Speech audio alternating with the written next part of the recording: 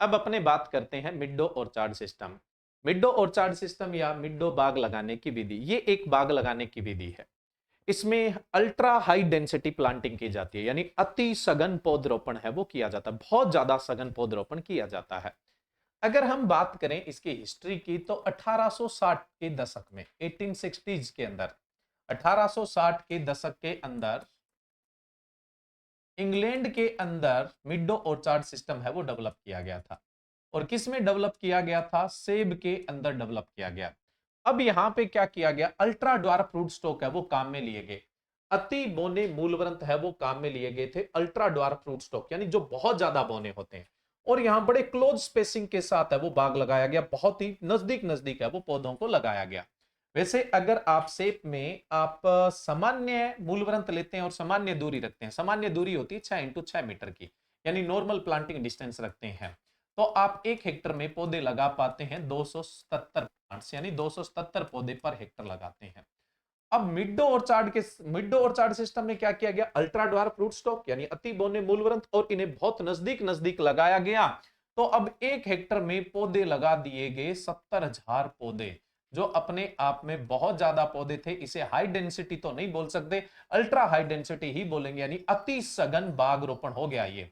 तो इतने पौधे लगाए गए और इसे ही क्या बोला गया? मिडो ऑर्चार्ड सिस्टम। अब बात आती है कि इंग्लैंड वालों ने इस मेथड को कैसे डेवलप कर दिया। आपको पता है सेब का सबसे पहला जो रिसर्च सेंटर है वो इंग्लैंड में ही था, और दूसरा भी कहां था? इंग्लैंड में ही था। और इन्होंने बहुत सारे मूलवंत है वो रिलीज किए हैं। वो तो कभी मूलवंत की बात करेंगे, तब की बात करेंगे।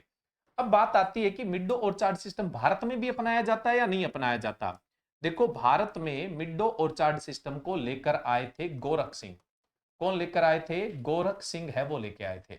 गोरख सिंह मिडो ऑर्चार्ड सिस्टम को कहां पर लेके आए? सेंट्रल इंस्टीट्यूट ऑफ सब ट्रॉपिकल हॉर्टिकल्चर, लखनऊ के अंदर लेके आए थे। लखनऊ कहां पे? यूपी के अंदर लेके आए।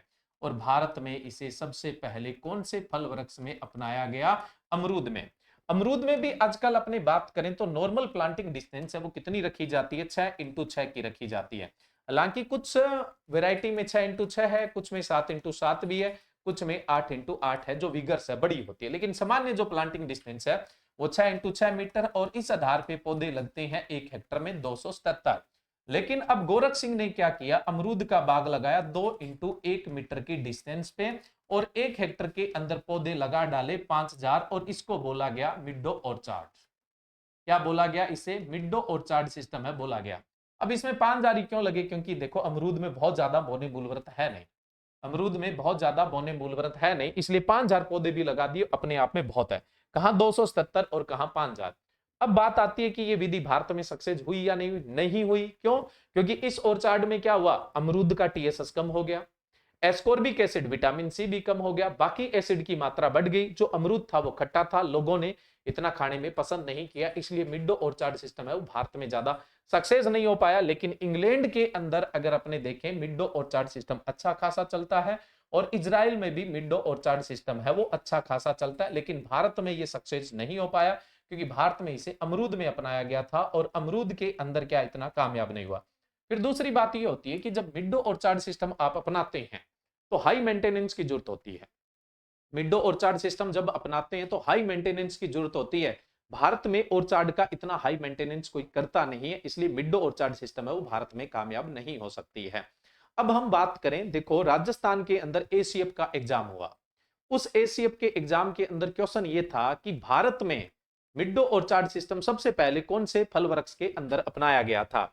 तो भारत में तो किस में अपनाया गया था? अमरूद में। और विश्व में सबसे पहले किस में अपनाया गया था? सेब के अंदर अपनाया गया था। ठीक है, तो मिडो ऑर्चार्ड सिस्टम बहुत इंपॉर्टेंट कॉन्सेप्ट है, बहुत सारे एग्जाम में इसके क्वेश्चन पूछे जाते हैं। तो छोटा सा टॉपिक है, आप इसको ढंग से याद कर लीजिएगा। Okay, thank you.